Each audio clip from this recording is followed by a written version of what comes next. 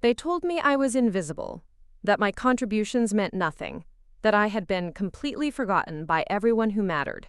My daughter-in-law laughed when she said it, like erasing decades of sacrifice was just another Tuesday conversation.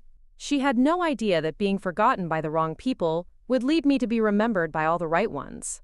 What happened next turned a quiet grandmother from Charleston into the most talked-about woman in 3 counties, and changed everything they thought they knew about the power of being underestimated. Before we jump back in, tell us where you're tuning in from, and if this story touches you, make sure you're subscribed, because tomorrow, I've saved something extra special for you.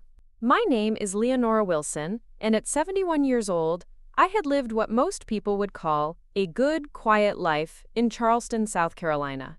The kind of life where you measure success not in headlines or bank statements, but in Sunday dinners, birthday cakes baked from scratch, and the sound of grandchildren's laughter echoing through rooms you've kept spotless for decades. I grew up during a time when women were expected to build their worlds around other people's needs, and I had done exactly that with pride. After graduating from high school in 1970, I married my sweetheart Thomas Wilson when I was just 19. He was 22, fresh out of technical college, with calloused hands and dreams of starting his own electrical contracting business. I believed in those dreams like they were gospel. While Thomas worked 14-hour days crawling through attics and rewiring old Charleston homes, I held down the foundation. I worked as a seamstress at Morrison's Alterations downtown, taking in wedding dresses and business suits, my fingers dancing across delicate fabrics while my mind planned meals and budgets. Every dollar I earned went toward building something bigger than ourselves. We lived in a modest 2-bedroom rental on the east side of town for the first 8 years of our marriage. I painted those rented walls cheerful colors, hung curtains I made myself, and turned that little house into a home where neighbors stopped by for sweet tea and conversation. Thomas would come home covered in dust and wire fragments, and I'd have his favorite cornbread cooling on the counter and his work clothes already soaking in the utility sink. In 1978, our son Marcus was born. He came into the world with Thomas's determined jaw and my stubborn streak, a combination that would serve him well in life, though it occasionally tested my patience. I quit my job at Morrison's to stay home with him, and those early years were a beautiful blur of diaper changes, first steps, and bedtime stories read by lamplight while Charleston thunderstorms rattled the windows.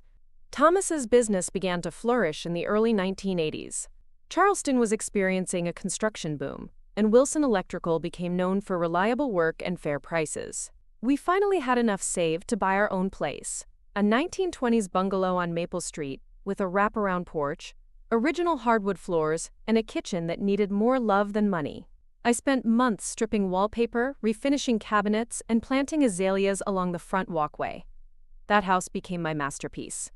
Every room told the story of our family's growth. Marcus's height marks penciled inside the pantry door. The living room where Thomas taught him to play chess on rainy afternoons. The kitchen where I canned peaches every summer and hosted book club meetings for 23 years straight. The guest bedroom where my mother stayed during her final illness, where I held her hand and promised to carry forward the family recipes she'd taught me. Marcus grew up confident and loved, the kind of child who brought home stray cats and neighborhood kids who needed an extra place at the dinner table. I taught him to cook, to sew on buttons, to treat everyone with dignity regardless of their circumstances. Thomas taught him the value of honest work and keeping your word. Together, we raised a son who understood that family meant showing up, especially when it wasn't convenient. After high school, Marcus went to the University of South Carolina on a partial academic scholarship.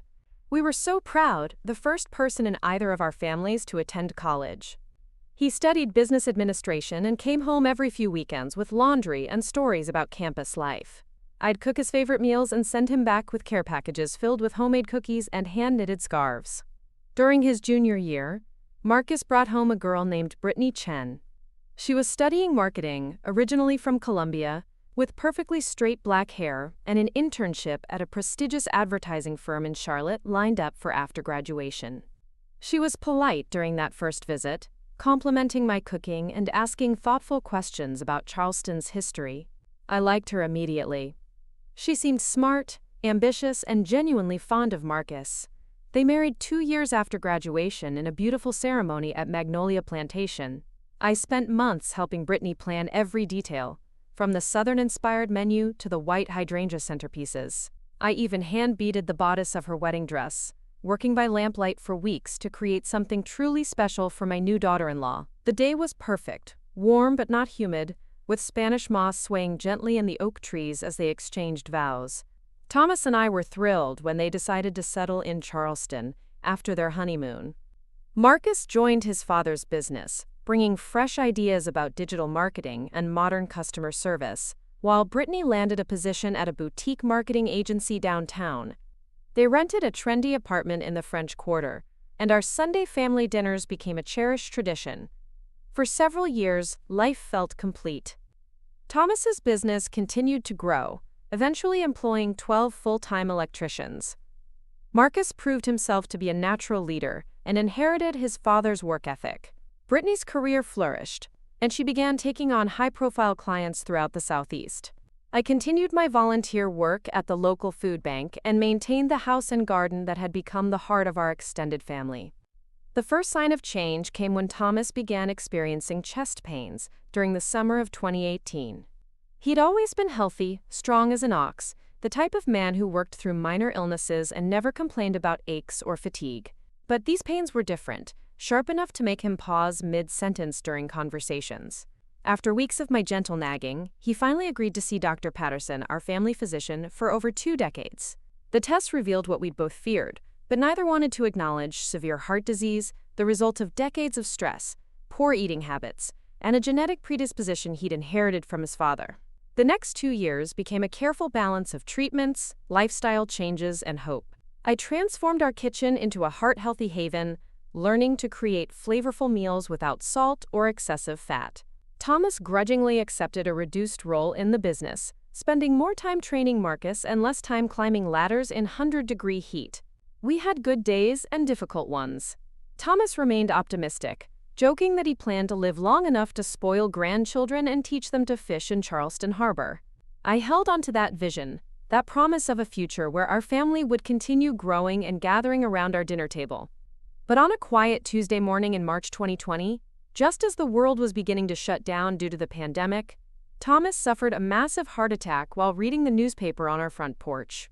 I found him there an hour later when I brought out his morning coffee, peaceful but gone, the paper still folded neatly in his lap. The funeral was small due to COVID restrictions, but our entire community showed up anyway, standing 6 feet apart in the church parking lot to honor a man who had wired half their homes and always showed up when neighbors needed help. Marcus delivered a eulogy that made me proud and broke my heart simultaneously, talking about his father's integrity, his devotion to family, and the business legacy he'd built one honest job at a time. After Thomas passed, the house felt different. Not empty exactly, but quieter, like it was waiting for something to fill the space his presence had occupied. Marcus took over Wilson Electrical completely, and Brittany's career reached new heights as companies pivoted to digital marketing during the pandemic. They visited regularly, helping me navigate insurance paperwork and financial decisions, making sure I wasn't isolated during the lockdowns. I was grateful for their attention, but I also began to sense something shifting in the way they looked at me, at the house, at the life Thomas and I had built together. There were small comments about the neighborhood changing, about property values and modern conveniences. Brittany would walk through the rooms with a distant expression, as if she were seeing them not as they were, but as they could become. I told myself I was imagining things, that grief was making me oversensitive to perceived slights. These were my son and daughter-in-law, the people who would carry our family forward. They loved me, respected the foundation Thomas and I had provided, understood the value of roots and tradition. I had no idea that within a year, I would discover just how wrong I was about everything I thought I knew about family loyalty, and how being completely forgotten would become the catalyst for the most empowering chapter of my entire life.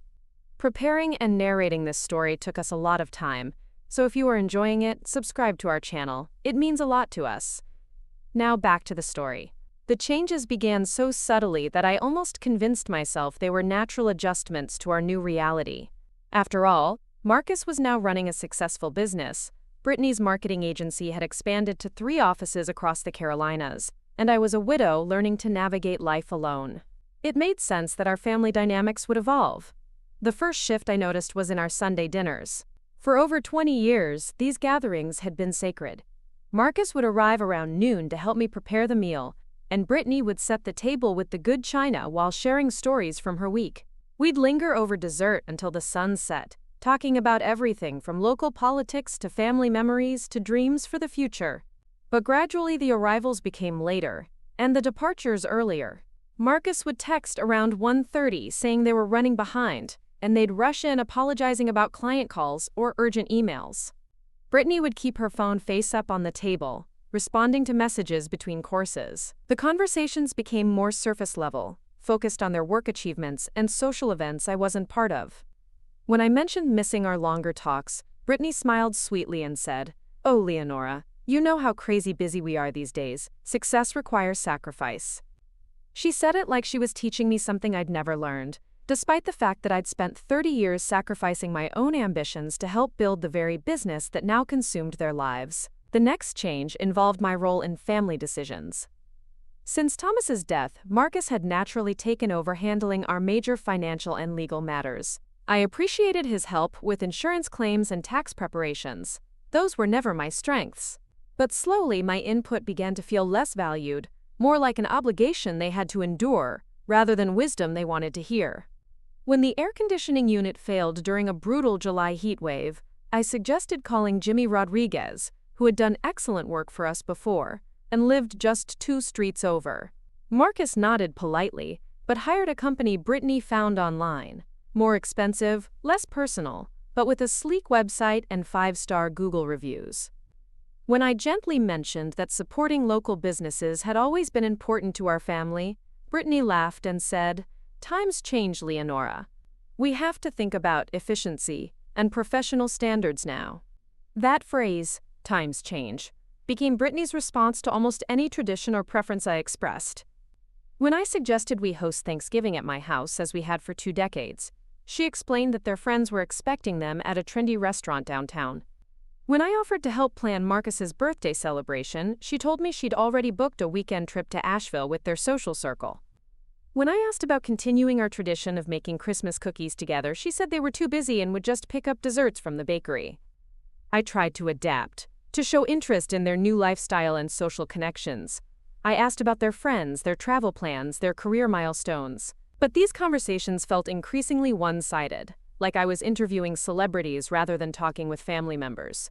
They would share highlights and accomplishments, but rarely asked about my activities, my thoughts, or my feelings about the major changes happening in our lives. The physical changes to my relationship with the house started small. Brittany began making comments about the outdated fixtures and inefficient layout. She'd run her finger along surfaces looking for dust, suggesting that maintaining such a large home was becoming too much for someone my age. She brought over magazines featuring modern home designs, leaving them strategically placed where I'd noticed them, filled with articles about downsizing and simplifying life for seniors.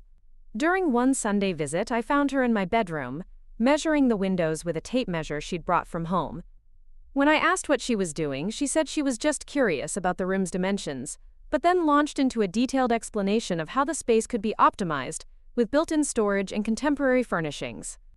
She spoke as if she were discussing a property she already owned rather than the bedroom I'd shared with my husband for over 40 years. Marcus seemed uncomfortable during these moments, but never intervened. He'd find reasons to step outside or take phone calls, leaving me to navigate Brittany's increasingly bold assessments of my home and lifestyle. When I finally asked him privately if something was bothering them about my living situation, he assured me everything was fine and said Brittany was just naturally observant about design and efficiency. But the observations were becoming invasive. Brittany started commenting on my grocery choices, suggesting I was buying too much food for one person and letting things go to waste. She questioned my subscription to 3 different magazines, calling it an unnecessary expense in the digital age. She noticed every repair I had done, from fixing a loose cabinet door to replacing worn weather stripping, and suggested these were signs that the house was becoming a burden I couldn't handle. The breaking point of this phase came during a family barbecue I hosted for Labor Day.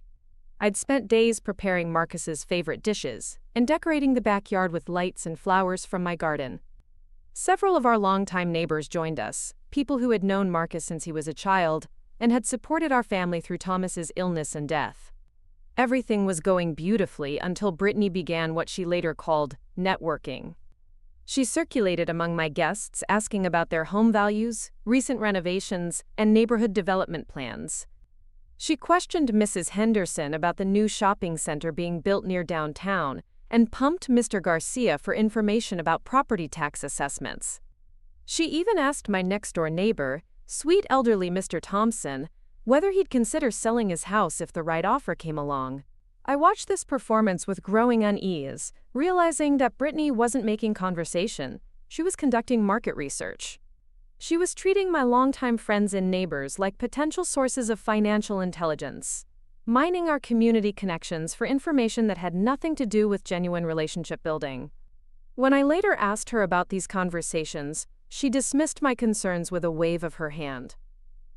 "I'm just naturally curious about real estate trends," she said. "You should be paying attention to these things too, Leonora. Your property could be worth much more than you realize, especially if you were willing to make some strategic improvements." The word strategic bothered me for days. It suggested that every aspect of my life, including my home and community relationships, should be evaluated through the lens of financial optimization, rather than emotional connection or personal satisfaction.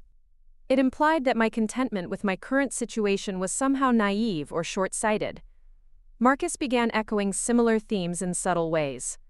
He'd mention how much time I spent maintaining the garden, suggesting that hiring a lawn service might be more practical. He'd point out that I rattled around in a house with 4 bedrooms when I only used 2. He'd ask whether I ever felt isolated in a neighborhood where many of the original families had moved away, and younger couples with small children were buying the available properties. These weren't direct criticisms, but they felt like gentle pressure towards some predetermined conclusion I wasn't supposed to see coming. They were planting seeds of doubt about choices I'd never questioned, making me second-guess the wisdom of staying in the home where I'd built my life, and raising questions about whether my preferences mattered in the face of their apparent expertise about what was best for people my age. I began to feel like I was being managed rather than loved, guided rather than respected. Every conversation seemed to have an underlying agenda. Every suggestion felt like the setup for a larger argument I couldn't yet see clearly. They were reshaping the narrative of my life, casting me as someone who needed saving from her own stubborn attachment to outdated ways of thinking. But I wasn't ready to be saved, and I certainly wasn't ready to be managed. What they saw as wisdom, I was beginning to recognize as manipulation. What they presented as concern, I was starting to understand as calculation. And what they called progress, I was learning to identify as the systematic dismantling of everything that gave my life meaning and stability. The mask began to slip during October, when the pretense of subtle suggestions gave way to more direct interventions in my daily life.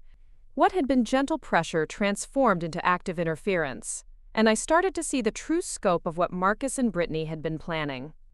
It started with my doctor's appointments. For 43 years, I had been seeing Dr. Patterson for everything from annual checkups to minor illnesses. He had delivered Marcus, guided me through menopause, and held my hand when we discussed Thomas's heart condition. Dr. Patterson knew my medical history, my family background, and my preferences for treatment. Most importantly, he treated me like an intelligent adult, capable of making informed decisions about my own health. But during my October appointment, Dr. Patterson seemed oddly formal and distant. Instead of our usual warm conversation about family and community news, he launched into a detailed discussion about age-appropriate living situations and the importance of family support systems for people in their 70s. He asked probing questions about my daily routines, my social connections, and my confidence handling household tasks. When I mentioned that Marcus had been helping me with some financial paperwork, Dr. Patterson nodded approvingly and suggested that it might be wise to give my son more comprehensive access to my medical information. He presented this as a standard precaution for someone my age, but something about his tone felt rehearsed, like he was following a script rather than offering genuine medical advice. After the appointment, I sat in my car in the parking lot feeling unsettled. Dr. Patterson's questions had felt less like medical assessment and more like evaluation for competency. When I got home, I found Marcus waiting in my kitchen with a stack of legal documents spread across the table. "Mom, we need to talk about some practical matters," he said, gesturing for me to sit down. The papers were forms for power of attorney, medical directives, and something called a family care coordination agreement that I'd never seen before. Marcus explained that these documents would streamline decision-making and ensure I received the best possible care as I aged. The language was complex and filled with legal terminology I didn't understand, but the basic message was clear. I would be signing over significant control of my financial and medical decisions to Marcus and Brittany. When I asked to take time to review everything with my own lawyer, Marcus seemed surprised and slightly irritated. "Mom, we've already had these reviewed by our attorney," he said. "This is standard stuff that every family should have in place. You trust me, don't you?" The question was posed in a way that made any hesitation seem like a rejection of our relationship rather than a reasonable request for independent legal advice. I told him I needed a few days to think everything over, which triggered the first truly unguarded response I'd seen from either of them in months. Brittany, who had been unusually quiet during this conversation, finally spoke up with unconcealed frustration. "Leonora, you're making this much more complicated than it needs to be," she said. "We're trying to help you plan for the future, but you're acting like we're trying to take advantage of you. Do you really think we don't have your best interests at heart?" The word complicated stung because it suggested that my desire to understand legal documents affecting my autonomy was somehow unreasonable. But it was Brittany's tone that revealed the most. There was no warmth, no patience, just irritation at my failure to comply with their timeline. That evening, I called my longtime friend Margaret Foster, who had recently navigated similar decisions with her own adult children. Margaret listened carefully as I described the documents and the pressure I was feeling to sign them quickly. Her response was immediate and alarming. "Leonora, honey, that doesn't sound right at all," she said. "When my kids and I set up my directives, they insisted I use my own lawyer and take as much time as I needed. They said the most important thing was that I felt comfortable and understood everything completely. What you're describing sounds like they're in a hurry for some reason." Margaret's perspective helped me realize that my instincts weren't wrong. The urgency, the pre-selected attorney, the discouragement of independent legal counsel. These weren't signs of loving concern, but of something else entirely. The next few weeks brought a series of incidents that confirmed my growing suspicions. I began to notice that Marcus and Brittany were visiting more frequently, but their visits felt different. Instead of spending time with me, they would arrive with projects and agendas. Brittany would disappear into different rooms with a notebook and measuring tape, while Marcus focused on inspecting various systems and appliances. During one of these visits, I caught Brittany photographing my jewelry collection. When I asked what she was doing, she explained that she was creating a, quote, jewel inventory for insurance purposes in case anything was ever stolen or damaged. She made it sound like a thoughtful precaution, but she had never asked my permission or explained this plan beforehand. Marcus, meanwhile, had begun bringing contractors to the house for what he called preventative consultations. A plumber examined my pipes and recommended extensive updates. An electrician suggested rewiring the entire house for safety reasons. A roofer found numerous issues that needed immediate attention. Each consultation resulted in estimates for thousands of dollars in repairs and improvements.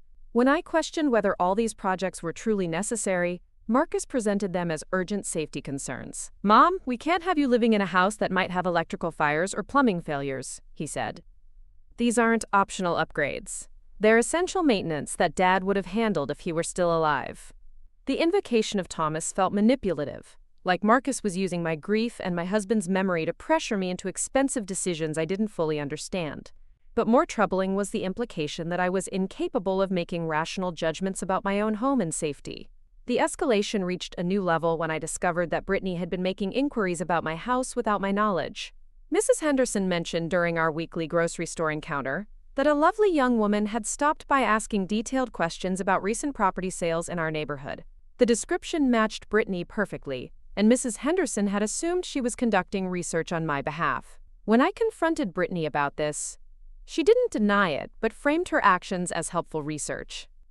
"I was just trying to get a sense of your property's current market value," she said. "You should know what your biggest asset is worth, especially if you ever need to access that equity for medical expenses or long-term care. But I had never asked for market research, never expressed interest in selling, and never discussed accessing home equity for any purpose. Brittany had taken it upon herself to investigate my property value, and had done so by questioning my neighbors without my permission or knowledge. The final revelation of this phase came when I accidentally overheard a phone conversation Marcus was having in my backyard. I had been preparing tea in the kitchen when I heard him talking in an urgent, hushed tone to someone he addressed as David. From the fragments I caught, it became clear that David was some kind of financial advisor or real estate professional, and Marcus was discussing timeline concerns and property preparation. "She's being more resistant than we expected," Marcus said. "Brittany thinks we should accelerate the timeline, but I'm worried about pushing too hard too fast. We need her to feel like these are her decisions, not ours." The words hit me like ice water. Marcus wasn't talking about my medical care or my safety. He was discussing strategy for manipulating me into decisions that served their agenda, not my interests. The phrase "accelerate the timeline" suggested they were working towards some predetermined goal with specific deadlines that had nothing to do with my actual needs or preferences. I stood frozen in my kitchen, holding a tea bag and listening to my son discuss me like I was a business problem to be solved, rather than his mother deserving respect and autonomy. In that moment, I finally understood that everything I had been experiencing, the pressure, the evaluations, the urgency, the contractors, the legal documents, was part of a coordinated plan to remove me from my home and my independence. They weren't trying to help me age gracefully.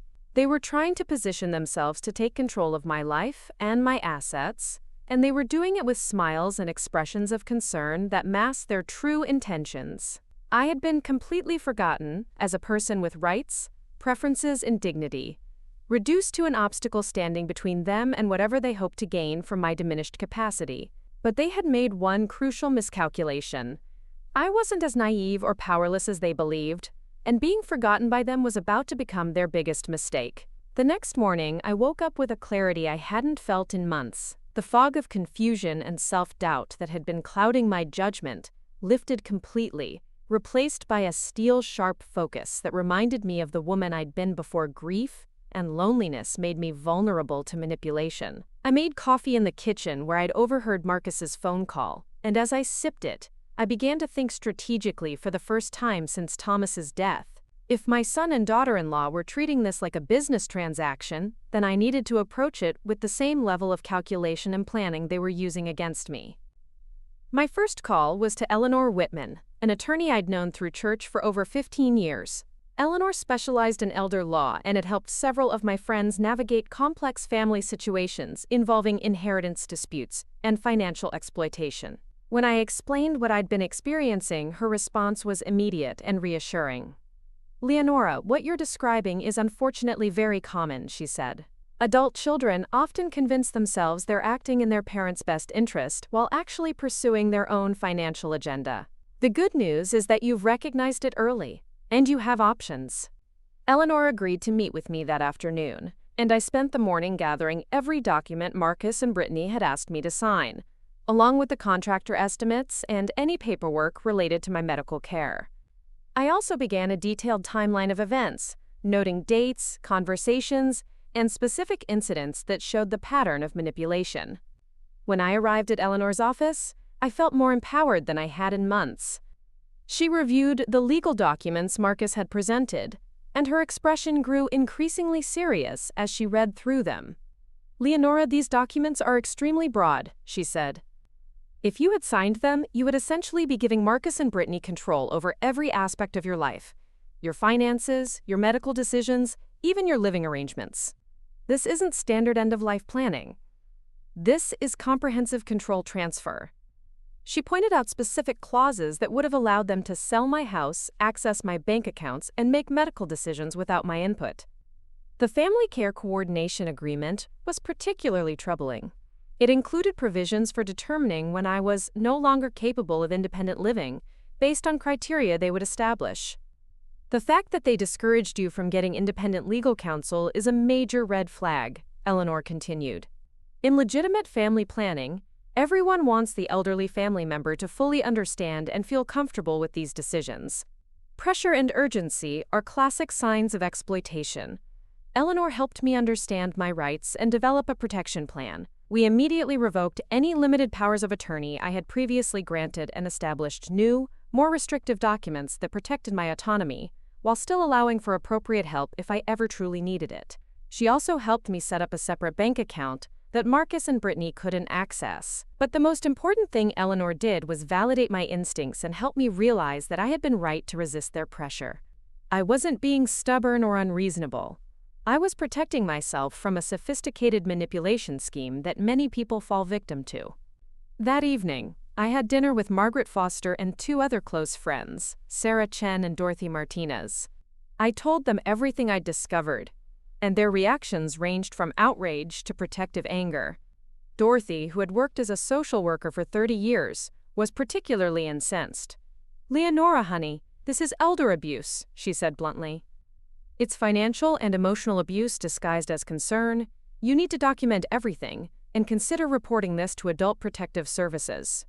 Sarah, who had her own experiences with manipulative family members, offered practical advice about protecting my assets and maintaining my independence. Margaret suggested we form what she called a support circle, a group of trusted friends who could help me navigate this situation and serve as witnesses to any future manipulation attempts. For the first time in months, I felt like I had allies who saw me as a capable adult rather than a problem to be managed. These women understood that my desire to remain in my home, make my own decisions, and maintain my independence weren't signs of stubborn denial but expressions of my right to self-determination. Over the next week, I began implementing what Eleanor called my protection and empowerment plan. I changed my bank accounts and credit cards, established new passwords for all my important accounts, and created a secure filing system for important documents.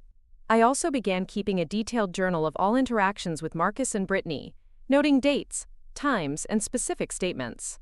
The most challenging part was deciding how to confront them. Eleanor advised me to be strategic rather than emotional, to present my position as a series of decisions I'd made rather than accusations about their behavior. The goal was to establish clear boundaries while avoiding an explosive confrontation that could damage our relationship permanently. I decided to invite them for Sunday dinner as usual, but this time I would control the agenda. I spent Saturday preparing Marcus's favorite meal: fried chicken, mashed potatoes, green beans, and peach cobbler. Because I wanted this conversation to happen in an atmosphere of love and family tradition, not anger and accusation.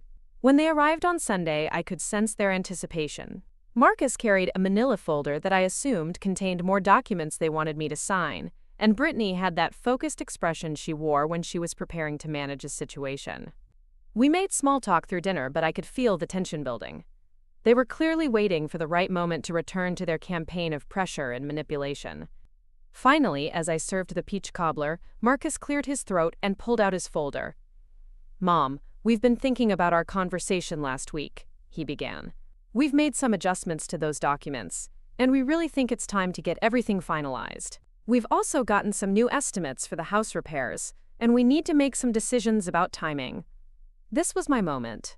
I set down the cobbler and looked directly at both of them, my voice calm but unmistakably firm. "Marcus, Brittany, I need you to listen to me very carefully," I said. "I've spent the last week consulting with my attorney, and I've made some important decisions about my life and my future. I will not be signing any documents that transfer control of my finances, my medical decisions, or my living arrangements to anyone else. I am mentally competent, physically capable, and financially stable. I don't need to be managed, and I don't need to be saved from my own choices." The silence that followed was deafening. Marcus looked stunned, as if he couldn't process what I'd just said. Brittany's expression shifted from surprise to something that looked almost like panic. "Mom, what attorney?" Marcus asked. "Why didn't you tell us you were getting legal advice? We could have all met together to discuss this." "Because the decisions I needed to make were mine to make," I replied. "And because I discovered that you've been conducting research about my property, questioning my neighbors, and discussing timelines and strategies with financial advisors without my knowledge or consent. That's not how family members treat each other, Marcus. That's how predators treat their targets." The word predators hit like a physical blow. Brittany's face flushed red, and Marcus looked like I'd slapped him. "Mom, how can you say that?" he asked. Everything we've done has been out of love and concern for your well-being. We're trying to help you plan for the future." "No, Marcus," I said, my voice growing stronger. "You've been trying to manipulate me into giving up control of my life so you can access my assets and make decisions that benefit you, not me. You've been treating me like I'm incompetent and incapable of managing my own affairs. You've been planning my future without consulting me about my preferences or respecting my autonomy." Brittany finally spoke, and her mask of concern slipped completely. "Leonora, you're being completely unreasonable. You can't live in this house forever. You can't maintain this lifestyle indefinitely. We're trying to help you transition to a more appropriate living situation before you're forced to make these changes in a crisis." "What you call unreasonable, I call self-determination," I replied. "And what you call appropriate, I call profitable for you. I know you've been researching my property value, Brittany. I know you've been calculating timelines and discussing strategies. I heard Marcus on the phone talking about accelerating plans and making me feel like decisions were mine when they were actually yours." The confrontation continued for another hour, with Marcus and Brittany alternating between hurt denial and frustrated anger. They accused me of being paranoid, of misunderstanding their intentions, of being influenced by outside parties who didn't understand our family dynamics. But I remained calm and clear in my responses. I told them exactly what I'd observed, what I'd overheard, and what I'd discovered through my own research. I explained that I understood their concerns about my aging and my future, but that I was not willing to surrender my autonomy based on their fears or their financial interests. Finally, Brittany's frustration boiled over into the kind of honest anger that reveals true thoughts and feelings. "Fine, Leonora," she said, standing up abruptly. "You want to be stubborn and live in the past, that's your choice. But don't expect us to keep enabling your denial about what's best for you. You're 71 years old, you're alone, and you're making decisions based on sentimentality instead of reality. When this house becomes too much for you to handle, when you need medical care you can't afford, when you realize you should have listened to people who actually understand modern life, don't come crying to us for help." The venom in her voice was shocking, but it was also liberating. For months I'd been questioning my own perceptions, wondering if I was being unreasonable or ungrateful. But Brittany's outburst revealed exactly what she thought of me. Not as a beloved family member whose wisdom and experience had value, but as an obstacle to their plans who needed to be managed or dismissed. Marcus looked mortified by his wife's words, but he didn't defend me or contradict her assessment. Instead, he gathered up his documents and stood to leave. "I'm sorry you feel this way, Mom," he said. "I hope you'll reconsider when you've had time to think about this more clearly. We love you, and we want what's best for you, even if you can't see that right now." After they left, I sat in my kitchen, surrounded by the dishes from a family dinner that had changed everything. I felt sad about the confrontation, but not regretful. For the first time in months, I felt like myself again, capable, strong, and in control of my own life. The next morning, I called Eleanor to report on the conversation and discuss next steps. She was proud of how I'd handled the situation, but warned me that Marcus and Brittany might not give up easily. "They've invested time and energy in this plan," she said. "They may try different approaches or increase pressure in other ways. You need to be prepared for various scenarios and have support systems in place." Eleanor was right. Over the next few weeks, Marcus and Brittany tried several different tactics. They attempted to go around me by contacting Dr. Patterson directly, claiming concerns about my mental state. They sent flowers with apologetic notes, trying to re-establish contact without acknowledging what had happened. They even had Marcus's business partner call me to express concern about my isolation and suggest that I might benefit from family counseling, but I was ready for all of it.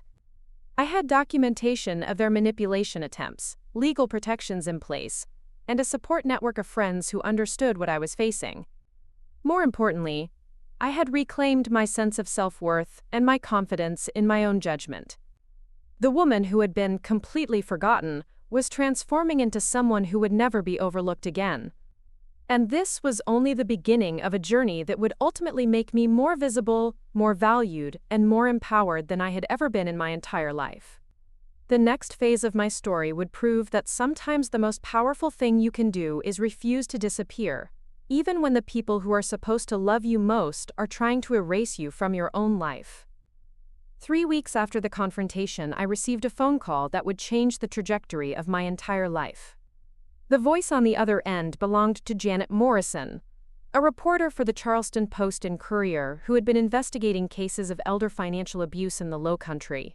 "Mrs. Wilson," she said, "I understand you recently consulted with Eleanor Whitman about some family legal matters. Eleanor mentioned, with your permission of course, that you might have experienced something our readers should know about." I had given Eleanor permission to share my story anonymously if it could help other families recognize the warning signs of elder manipulation. What I hadn't expected was a journalist wanting to tell my story with full attribution and complete details. "I'm working on a series about sophisticated family financial abuse," Janet explained. "It's becoming epidemic in affluent communities, where adult children have access to resources and legal knowledge that they use to manipulate elderly parents. Your story could help hundreds of families avoid what you went through." The idea terrified and exhilarated me simultaneously.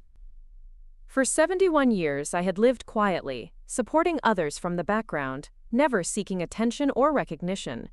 The thought of my private family drama becoming public knowledge felt overwhelming. But the possibility that my experience could protect other elderly people from similar manipulation was compelling. I agreed to meet with Janet, initially just to hear more about her project.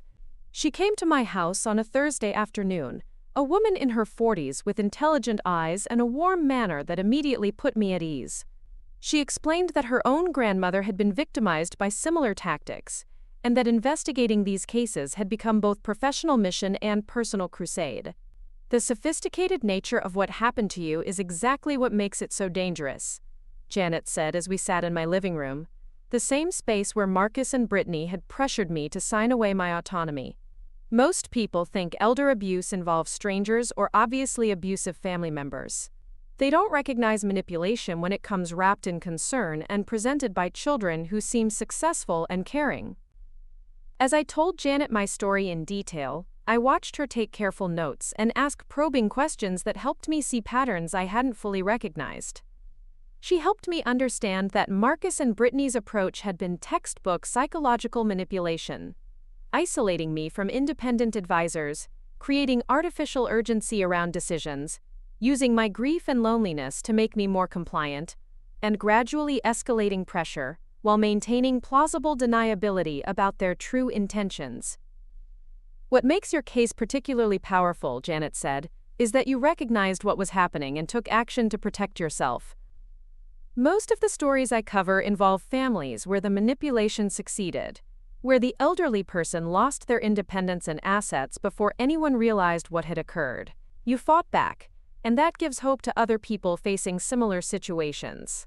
Janet spent several hours with me that first day, and by the time she left, I had agreed to let her tell my story publicly. She assured me that she would focus on the manipulation tactics and protective strategies rather than sensationalizing family drama, and that she would present my response as an example of empowerment rather than victimization. Over the next 2 weeks, Janet interviewed Eleanor, Dr. Patterson, who admitted feeling uncomfortable about the questions Marcus and Brittany had asked him to pose, and several of my neighbors who had been approached by Brittany during her property value research.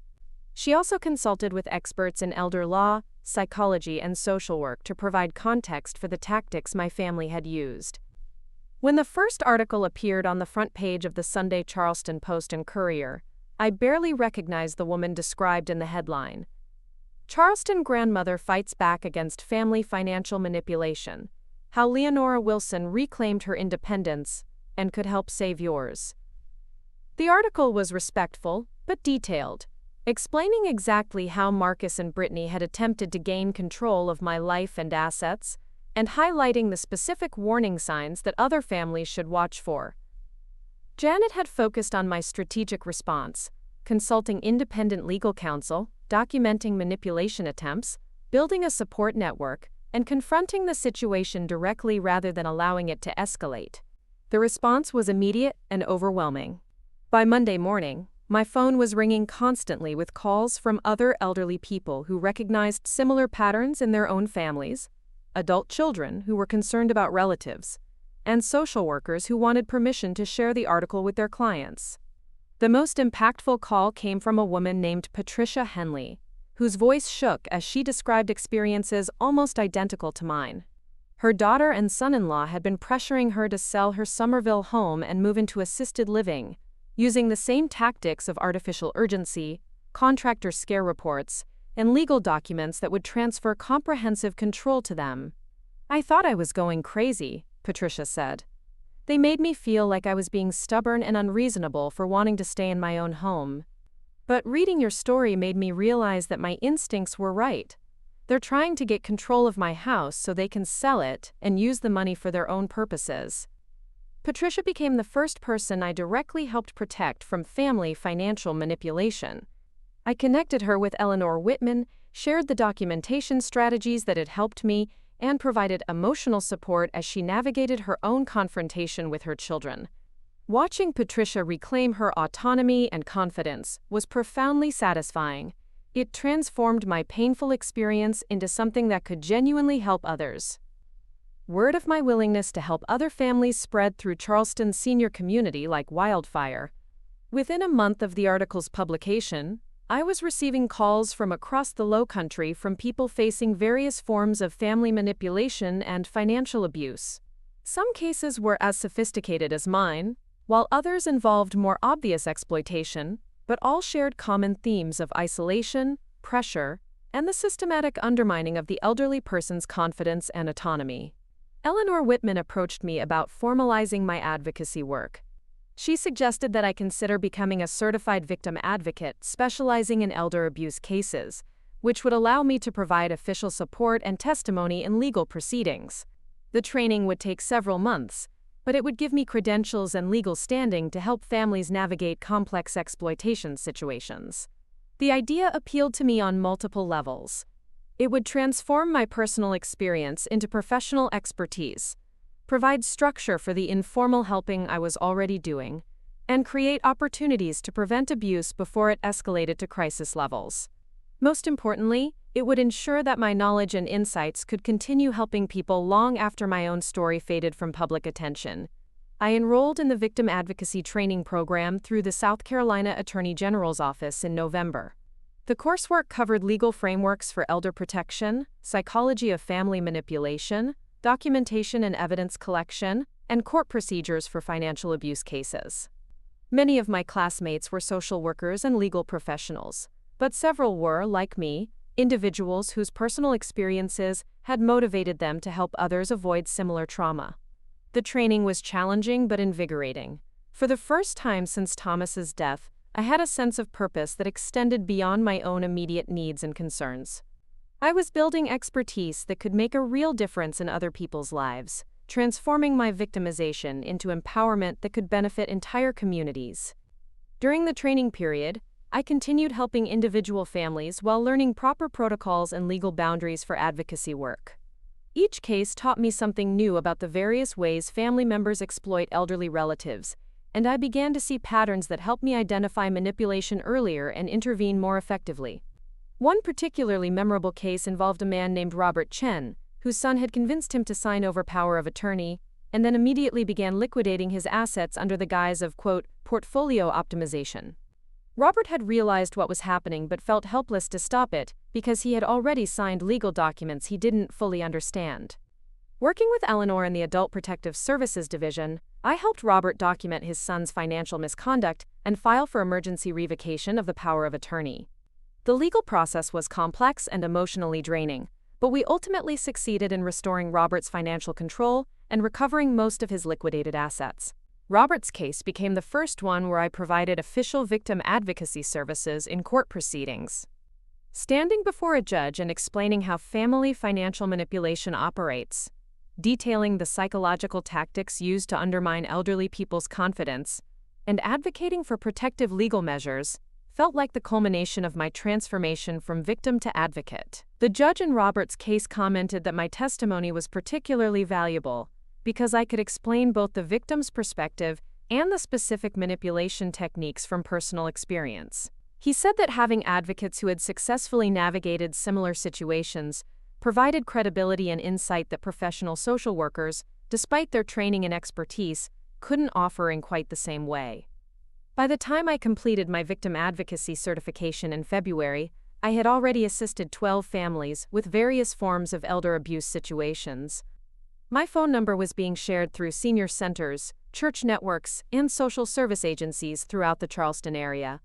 I had become what Eleanor called a grassroots expert in family financial manipulation, someone whose personal experience, combined with formal training, created unique qualifications for helping others.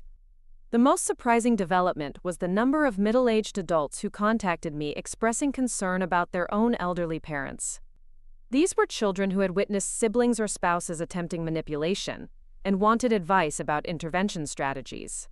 Some were dealing with inheritance disputes, others with caregiver exploitation, but all were grappling with the complex dynamics of protecting elderly family members without overriding their autonomy. These conversations taught me that elder abuse prevention often requires education and support for multiple generations within families. Adult children need to understand the warning signs of exploitation, appropriate ways to discuss aging concerns with parents, and legal frameworks for protection that respect elderly people's independence and dignity.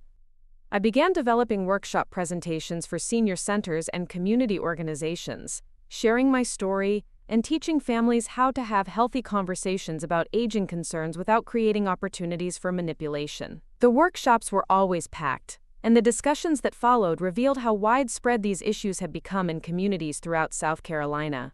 6 months after that first newspaper article, I was no longer just Leonora Wilson, the Charleston grandmother who had fought back against family manipulation.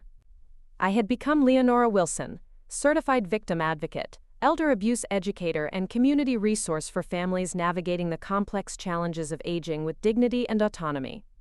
Marcus and Brittany had tried to make me disappear into managed irrelevance, but their manipulation had instead launched me into the most visible and impactful chapter of my entire life. I had gone from being completely forgotten to being someone whose voice mattered, whose expertise was valued, and whose story was helping protect vulnerable people throughout the Lowcountry. The woman they had underestimated was becoming truly unforgettable, and the best part was that this was still just the beginning of my journey toward full empowerment and recognition. The call that would test everything I had learned came on a rainy Wednesday morning in March, exactly 1 year after Thomas's death. I was reviewing case files in my home office, the spare bedroom I had converted into advocacy headquarters, when my phone rang with a number I didn't recognize. "Mrs. Wilson, this is Detective Sarah Martinez with the Charleston County Sheriff's Office. We have a situation involving your son Marcus Wilson, and we need to speak with you immediately." My heart stopped. Despite everything that had happened between us, Marcus was still my son, and my first thought was that something terrible had happened to him. Detective Martinez quickly clarified that Marcus wasn't injured, but that he was currently being questioned in connection with financial irregularities at Wilson Electrical. "We're investigating reports of invoice fraud and customer overcharging," she explained. "Multiple clients have filed complaints alleging that they were charged for electrical work that was never completed, or billed for expensive materials that were never installed. The amounts involved are substantial enough to constitute felony charges." I felt like the ground had shifted beneath me. Wilson Electrical had been Thomas's pride and joy, built on a reputation for honest work and fair pricing. The idea that Marcus would jeopardize that legacy through fraudulent practices was devastating, but given what I now knew about his willingness to manipulate and deceive, it wasn't entirely shocking. Detective Martinez asked me to come to the station to provide background information about the business and Marcus's financial situation. As I drove downtown through the spring rain, I grappled with conflicting emotions: concern for my son, anger about the betrayal of his father's legacy, and a growing understanding of why Marcus and Brittany had been so desperate to gain control of my assets. At the sheriff's office, Detective Martinez and her partner, Detective Williams, explained that the investigation had begun when an elderly customer named Mrs. Dorothy King contacted the Better Business Bureau about a $15,000 electrical job that Wilson Electrical had charged her for, but never completed. Mrs. King's complaint had triggered a review that uncovered similar issues with at least 8 other customers, all elderly homeowners who had been told they needed extensive electrical work for safety reasons. The pattern is very concerning, Detective Martinez said. In each case, the victims were elderly people living alone who were told their homes had dangerous electrical problems that required immediate, expensive repairs. The company would collect substantial deposits and either do minimal work or disappear entirely without completing the promised services. The tactics were horrifyingly familiar. The same artificial urgency, safety fears, and exploitation of elderly people's vulnerability that Marcus and Brittany had used against me. But instead of targeting me for my house and savings, they had apparently been running similar schemes against Marcus's own customers. Detective Williams showed me copies of invoices and contracts that bore Marcus's signature and the Wilson Electrical letterhead. The estimates were astronomical, often 3 or 4 times what legitimate electrical work should cost, and the language was filled with urgent warnings about fire hazards and safety violations that required immediate attention. Mrs. Wilson, we need to understand Marcus's financial pressures, Detective Martinez said. These types of schemes usually develop when someone is facing serious money problems and sees vulnerable customers as easy targets. Do you know if Marcus had gambling debts, business difficulties, or other financial stress?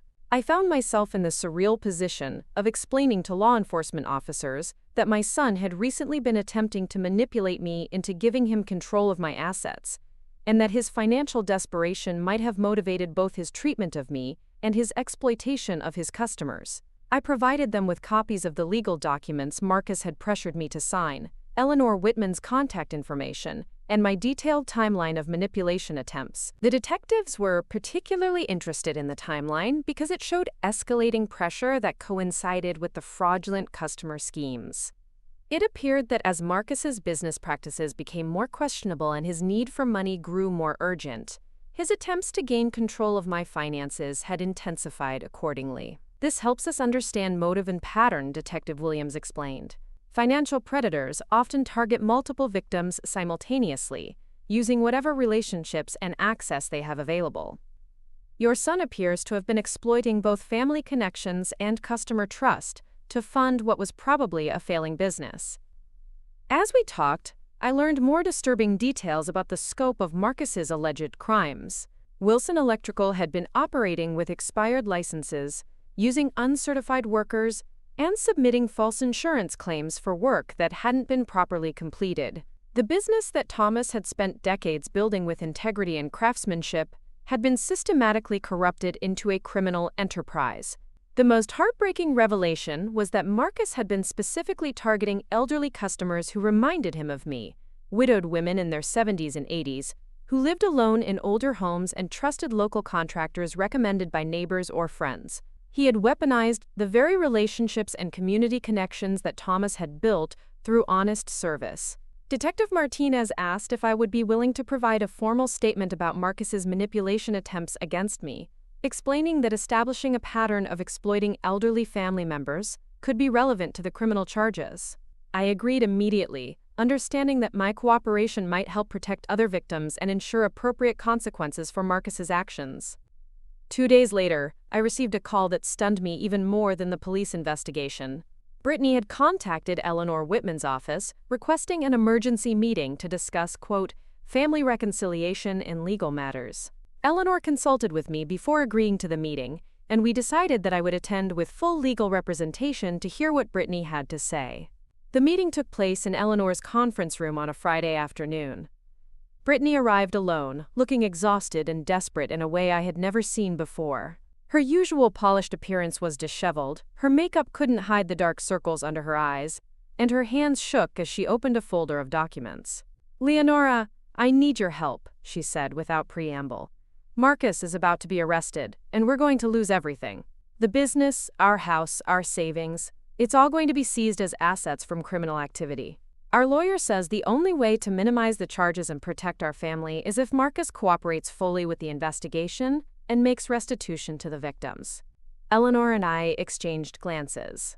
Brittany's desperation was palpable, but her approach was still fundamentally manipulative, presenting her crisis as my problem to solve, expecting family loyalty to override my legitimate anger about their treatment of me. "Brittany, why are you telling me this?" I asked. You made it very clear that you considered me stubborn, unreasonable, and living in the past. You said I shouldn't expect your help when I realized I should have listened to people who understand modern life. Why would you expect my help now? Brittany's composure cracked completely. Because you have the money to make this right, she said, tears streaming down her face. The restitution amount is going to be over $200,000, and we don't have anywhere near that much available. But you do. Your house is worth at least $400,000, and you have savings and life insurance money from Thomas. You could help Marcus avoid prison and save our family. The audacity was breathtaking. After months of manipulation designed to access my assets for their benefit, Brittany was now directly asking me to liquidate my financial security to solve the criminal problems that their greed had created. She wanted me to sacrifice my home and savings to pay restitution for crimes committed against other elderly people who had trusted my son. Eleanor intervened before I could respond. Miss Chen, are you seriously asking Mrs. Wilson to use her assets to pay restitution for criminal charges against her son? Are you asking her to make herself financially vulnerable to protect someone who attempted to exploit her in exactly the same way he exploited his victims? Brittany turned to me with the kind of desperate pleading I had never seen from her before. Leonora, I know we made mistakes in how we approached things with you. I know we pushed too hard and didn't respect your feelings. But Marcus is still your son. He's not a bad person. He just made some poor business decisions when he was under financial pressure. You have the power to save him, to save our marriage, to keep your grandchildren from growing up with a father in prison. The mention of grandchildren was particularly manipulative, since Marcus and Brittany had no children. It was a transparent attempt to create emotional leverage, based on a hypothetical future that might never exist. I looked at this woman who had spent months treating me like an incompetent obstacle to her financial goals, who had measured my home's dimensions without permission, who had told me I was living in denial about reality, who had said I shouldn't expect their help when I needed it.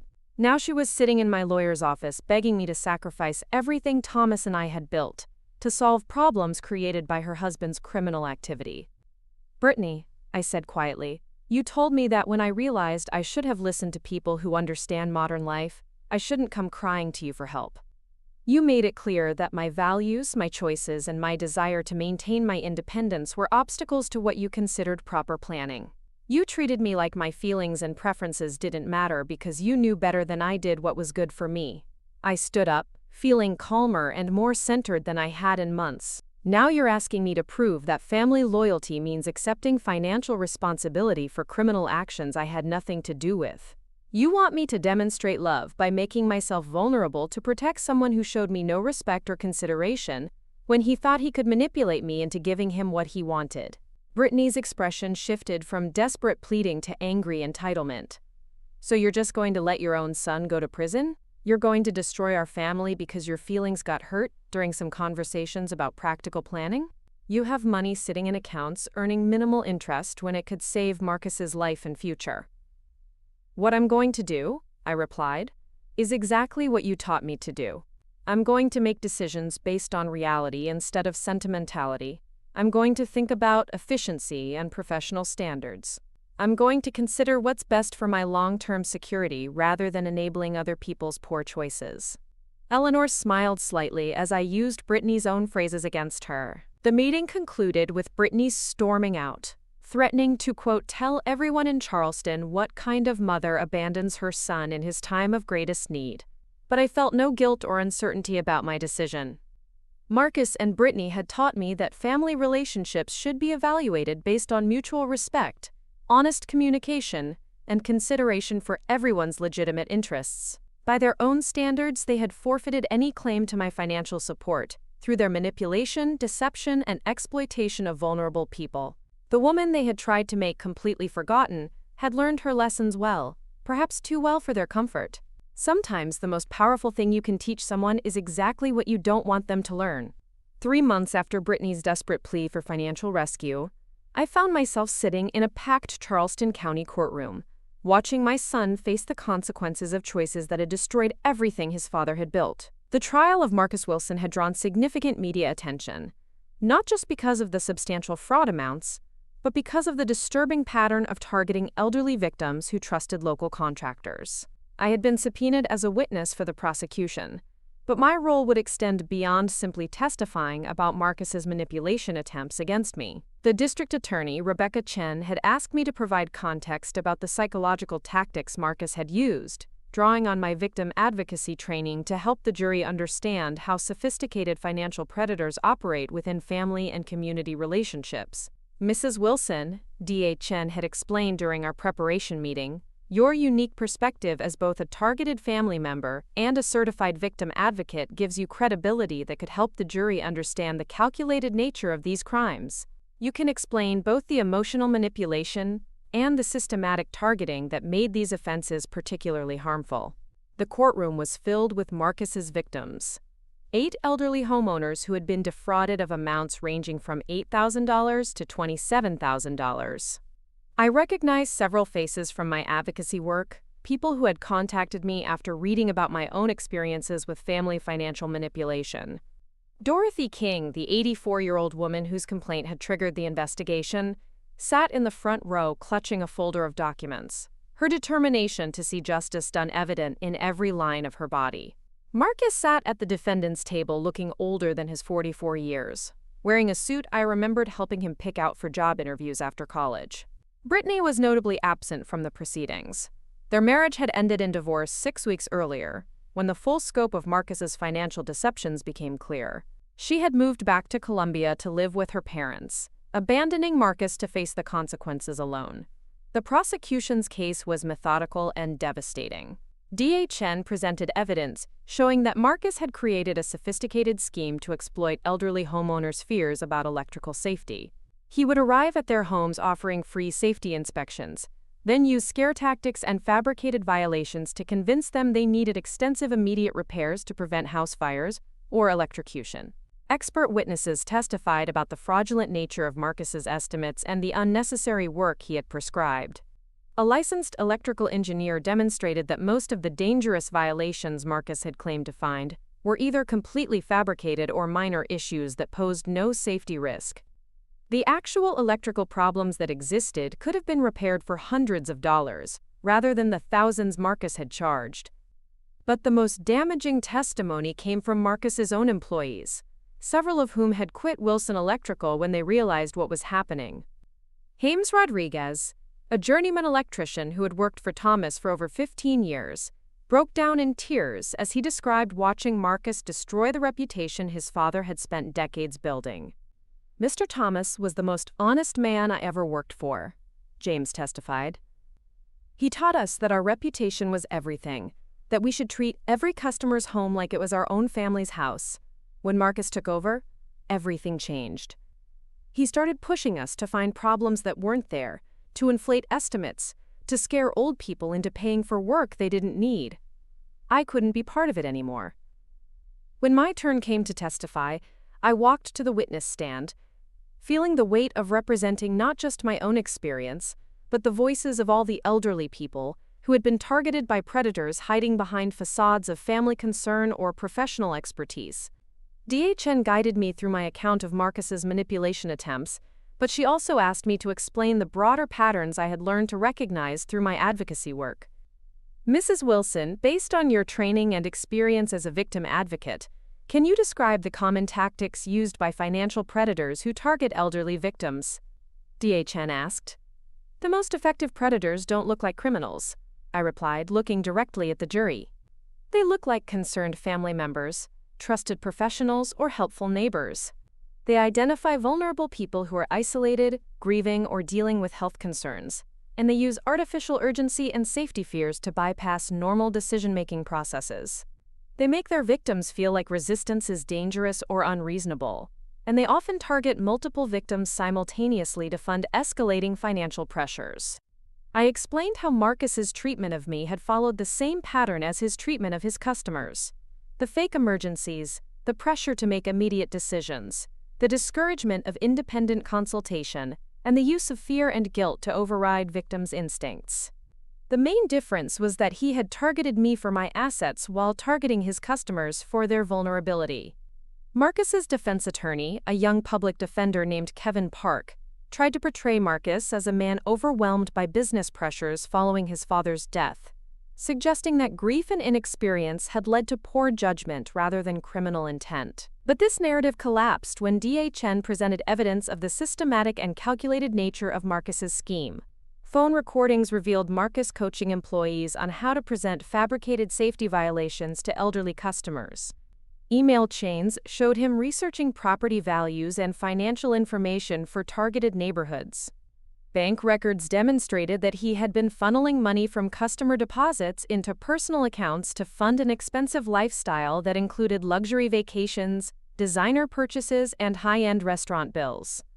The most shocking revelation came when DHN presented evidence that Marcus had specifically researched elderly widows in Charleston's historic neighborhoods, targeting women who reminded him of me in age, living situation, and financial circumstances. He had weaponized his understanding of my vulnerabilities to identify and exploit similar victims throughout the community. "Ladies and gentlemen of the jury," DHN said in her closing argument, "Marcus Wilson didn't make mistakes due to grief or inexperience. He created a predatory business model based on exploiting the trust and fear of elderly people who reminded him of his own mother. He took everything his father had built through honest work and integrity, and he corrupted it into a criminal enterprise designed to steal from the most vulnerable members of our community." The defense's closing argument felt half-hearted and unconvincing. Attorney Park asked for leniency based on Marcus's lack of prior criminal history and his cooperation with the investigation, but he couldn't explain away the systematic nature of the fraud or the deliberate targeting of elderly victims. The jury deliberated for less than 4 hours before returning guilty verdicts on all charges: 8 counts of fraud, 4 counts of elder abuse, 2 counts of practicing without proper licensing, and 1 count of money laundering. The courtroom was silent as the verdicts were read, and I watched my son's face crumble as he realized the full weight of his choices. Judge Margaret Thompson scheduled sentencing for the following month, but she addressed Marcus directly before dismissing the court. "Mr. Wilson, you betrayed not only your victim's trust, but the reputation your father spent his lifetime building. You took advantage of people who were exactly like your own mother, elderly, vulnerable, and trusting of local businesses. Your actions have damaged not just individual families, but the faith our community places in local contractors and business owners." After the trial, several of Marcus's victims approached me to express gratitude for my testimony and advocacy work. Dorothy King, whose complaint had started the investigation, hugged me with tears in her eyes. "Mrs. Wilson, I was so ashamed when I realized I'd been tricked," she said. "I felt stupid for trusting someone who seemed so professional and concerned about my safety. But hearing your story made me understand that this wasn't about me being foolish. It was about criminals being sophisticated. You helped me see that fighting back was the right thing to do." The local media coverage of the trial was extensive, and my role as both family member and victim advocate drew significant attention. Several news outlets ran feature stories about my transformation from potential victim to community protector, and I received invitations to speak at conferences and training programs throughout the Southeast. But the most meaningful recognition came from an unexpected source. 2 weeks after the trial ended, I received a letter from the South Carolina Attorney General's office informing me that I had been selected to receive the state's Outstanding Victim Advocate Award for my work protecting elderly citizens from financial exploitation. The award ceremony took place in Columbia, with Attorney General Alan Wilson, no relation to my family, presenting the recognition before an audience of law enforcement officials, social workers, and other victim advocates from across the state. In his remarks, he specifically mentioned my role in the Marcus Wilson case and my broader impact on elder abuse prevention. "Leonora Wilson represents the best of what victim advocacy can accomplish," Attorney General Wilson said. "She took her own traumatic experience and transformed it into expertise that has protected dozens of other families from similar exploitation. Her courage in testifying against her own son demonstrates that justice and family loyalty aren't conflicting values. Sometimes the most loving thing you can do for someone is hold them accountable for their actions." As I stood on that stage accepting an award I never could have imagined receiving, I thought about the journey that had brought me to this moment. 18 months earlier, I had been a grieving widow being manipulated by my own family, told I was completely forgotten and irrelevant to modern life. Now I was being honored by the state's highest law enforcement official for protecting other people from exactly the kind of exploitation I had escaped. Marcus was sentenced to 7 years in prison and ordered to pay full restitution to his victims. During the sentencing hearing, he read a brief statement apologizing to the people he had defrauded and acknowledging the damage he had done to his father's legacy. He looked at me only once during the proceedings, and I saw in his eyes a recognition that he had lost far more than his freedom. He had lost the respect and love of the only family he had left. I felt sadness for the son I had raised, but no guilt about the consequences he was facing. Marcus had made his choices knowing they would hurt vulnerable people, and justice required that he be held accountable. Sometimes the most loving thing a mother can do is allow her child to face the full weight of their actions, hoping that accountability might lead to genuine remorse and eventual redemption. The woman who had been dismissed as, quote, completely forgotten, had become someone whose voice carried weight in courtrooms, whose expertise was recognized at the state level, and whose story was inspiring other victims to find their own courage and strength. I had become truly unforgettable, not through wealth or fame, but through the power of refusing to disappear when others tried to erase me. 5 years have passed since that rainy Wednesday when Detective Martinez called to tell me about Marcus's arrest. As I write this final chapter from my sunroom overlooking the azaleas Thomas and I planted 40 years ago, I'm struck by how completely my life has transformed, not just from victim to advocate, but from someone society expected to fade quietly into the background, to someone whose voice shapes policy and protects vulnerable communities across multiple states. The Leonora Wilson Elder Protection Foundation, which I established with the book advance from my memoir Forgotten Number More, now operates programs in South Carolina, North Carolina, and Georgia. We've trained over 200 victim advocates, prevented an estimated $3.2 million in elder fraud, and successfully prosecuted 47 cases of family financial abuse. But numbers tell only part of the story. The real measure of our impact lies in the individual lives that have been preserved, the independence that has been protected, and the dignity that has been restored. Last month, I received a letter from Patricia Henley, the first person I helped after my own experience. She's now 83 and still living independently in her Somerville home, having successfully resisted her children's attempts to force her into assisted living. Leonora, she wrote, 5 years ago you saved my life by showing me that standing up for myself wasn't selfish, it was necessary. I'm still here, still strong, still making my own decisions because you taught me that I had the right to do so. Patricia's letter arrived the same week I was preparing testimony for a congressional subcommittee on aging, where I was invited to speak about the national scope of family financial abuse and the need for federal legislation protecting elderly Americans from exploitation by their own relatives. The hearing room was packed with legislators, advocates, and media representatives, but I felt calm and confident as I took my seat at the witness table.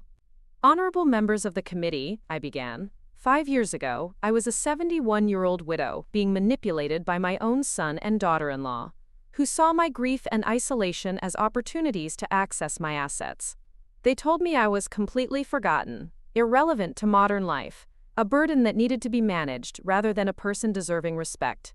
Today I'm here representing thousands of elderly Americans who face similar exploitation, and I'm proof that being underestimated can become your greatest strength. I testified about the sophisticated nature of modern elder abuse, the psychological manipulation tactics that make family members particularly effective predators, and the urgent need for standardized protection protocols. But I also emphasized the importance of empowering elderly people to recognize and resist manipulation, rather than simply treating them as helpless victims requiring protection. The goal shouldn't be to wrap elderly Americans in regulatory bubble wrap, I told the committee. It should be to give them the tools, information, and legal protections they need to maintain their autonomy while guarding against exploitation. Dignity isn't about being protected from all risk, it's about having the right to make informed decisions about your own life. The legislation that emerged from those hearings, the Family Financial Abuse Prevention Act, includes provisions I had specifically advocated for: mandatory cooling-off periods for major financial decisions involving elderly family members, standardized disclosure requirements for power of attorney transfers, and federal funding for victim advocacy training programs.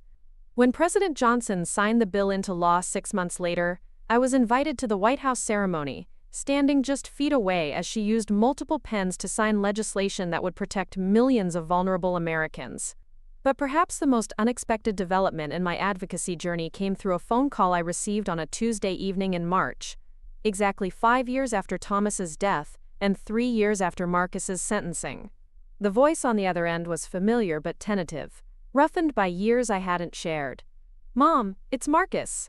I know I don't have the right to call you, but I wanted you to know that I've been following your work, and I'm proud of what you've accomplished. I'm proud and I'm sorry, and I understand if you never want to speak to me again." Marcus had been released after serving 4 years of his 7-year sentence, with good behavior and completion of financial responsibility programs reducing his time.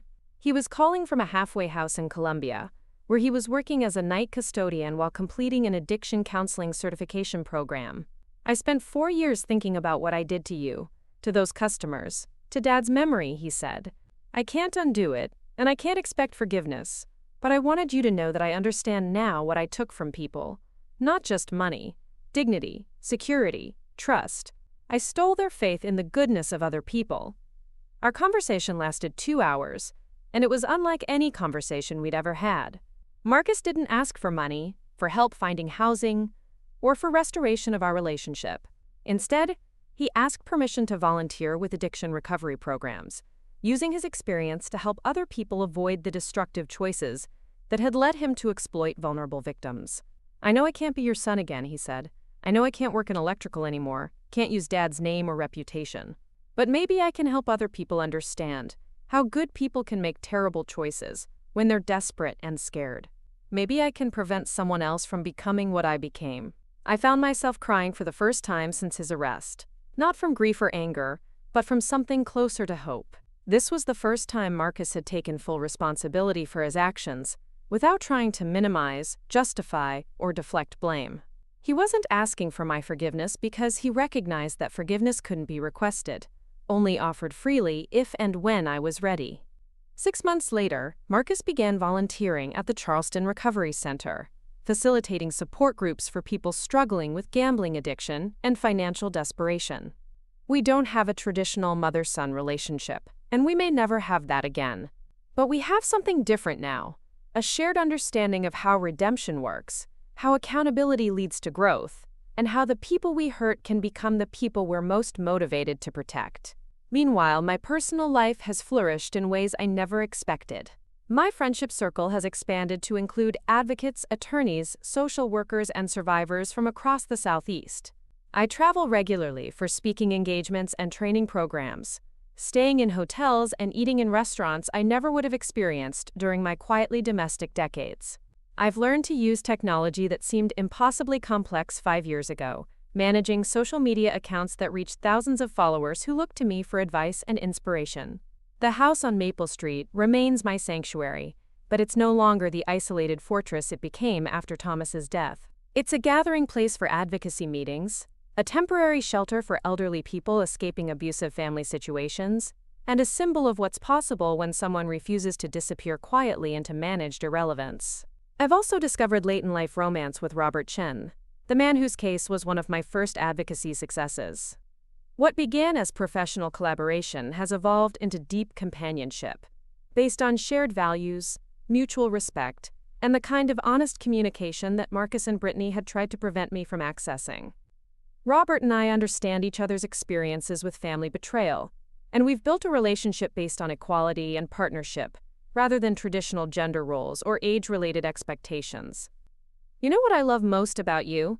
Robert said recently as we worked together in my garden, planting new azaleas to replace some that had grown too large. "You're absolutely impossible to underestimate. Anyone who looks at you and sees a helpless elderly woman is going to get the surprise of their life." As I finish writing this memoir, I often think about the phrase that started this journey, Brittany's declaration that I was completely forgotten. She meant it as an insult, a way to diminish my relevance and justify their manipulation. But being forgotten by the wrong people turned out to be the first step toward being remembered by all the right ones. I'm remembered by legislators who consult me on elder protection policy. I'm remembered by prosecutors who call me as an expert witness in financial abuse cases. I'm remembered by journalists who interview me about aging with dignity and independence. I'm remembered by thousands of elderly people who've heard my story and found the courage to resist manipulation in their own lives. Most importantly, I'm remembered by myself. I remember that I'm a woman of value, wisdom, and strength. I remember that my preferences matter, my autonomy deserves respect, and my voice carries weight. I remember that being underestimated by predators can become your greatest advantage if you refuse to accept their assessment of your worth. The woman they tried to make completely forgotten became someone truly unforgettable, not through fame or wealth, but through the power of refusing to disappear, the courage to fight back against exploitation, and the commitment to ensuring that other vulnerable people never have to face manipulation alone. Sometimes the most powerful thing you can do is prove that you cannot be erased, especially when the people trying to erase you are the ones who should be protecting you. Sometimes becoming unforgettable starts with remembering exactly who you are and refusing to let anyone convince you otherwise. My name is Leonora Wilson. I am 76 years old. I live independently in the home I've loved for over 40 years. I am a certified victim advocate, a published author, a federal policy consultant, and a fierce protector of elderly Americans' right to dignity and autonomy. I am many things, but I am definitely not forgotten. I am a SOA 2D18, and I never will be again. Up next, you've got 2 more standout stories right on your screen. If this one hits the mark, you won't want to pass these up. Just click and check them out. And don't forget to like, subscribe, and turn on the notification bell so you don't miss any upload from us.